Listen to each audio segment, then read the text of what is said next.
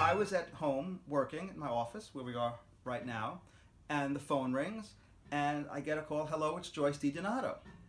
And I thought, oh my goodness. Now, I've met Joyce a few times, and we've worked together on a project before, but I still was surprised when, one of the greatest mixers in the world just calls, and she invited me to a concert that she was doing the next day. And I thought, well, if Joyce DiDonato is going to invite me to a concert, I'm going to go.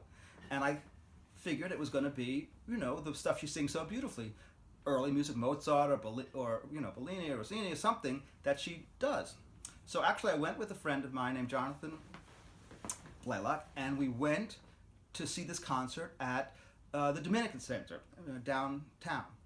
And we go into this room where the concert is, and it's full of very diverse, mostly African American women and babies, and band on stage, and Joyce DiDonato. I said to Jonathan, what the hell is going on here?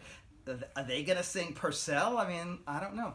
Turns out Carnegie Hall has an outreach program, their education department. And this outreach program goes into very, very challenging places like Rikers Island, Sing Sing, the drug rehabilitation centers, really tough places. And they work with the women there who are mothers or are going to be mothers. Because of what they're all going through, these mothers really never bond with their kids. And it turns out through studies that if they write lullabies to their children, the whole playing field changes. So Carnegie Hall brings teaching composers to these people, and they write lullabies together. So this concert was a fruition of that year's lullabies. So after the concert, and they're singing this, I was in tears, and Jonathan was in tears, and we just were so moved, didn't know what we were going to do. So I went up to Joyce, and she was with the Carnegie people. I said, oh my God, this is so moving. Thank you for inviting me. And I said sort of casually, I have a record label, Roven Records, and, I don't know if you're interested, but I'd like to record this as an album. And they said, that's why we invited you. So we had a meeting a few weeks later, and I said, listen, I'm serious. I will pay for this. I'll make this happen. I think it's beautiful, but I don't feel the mothers, the lyricists, should sing these songs.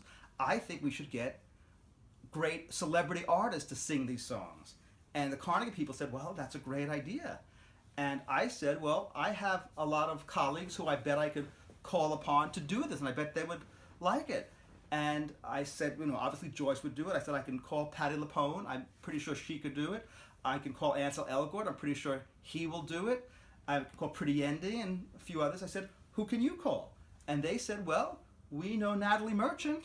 We know Diane Reeves. I said, okay, you bring your people to the table. I'll bring my people to the table. We'll have the most star-studded, wonderful musical album of all time that just happens to be written by these challenged women. And it was a 1.5-year process, and we just finished all the recording yesterday. And it's one of the great projects of my life, and you can't talk about it without choking up. Right.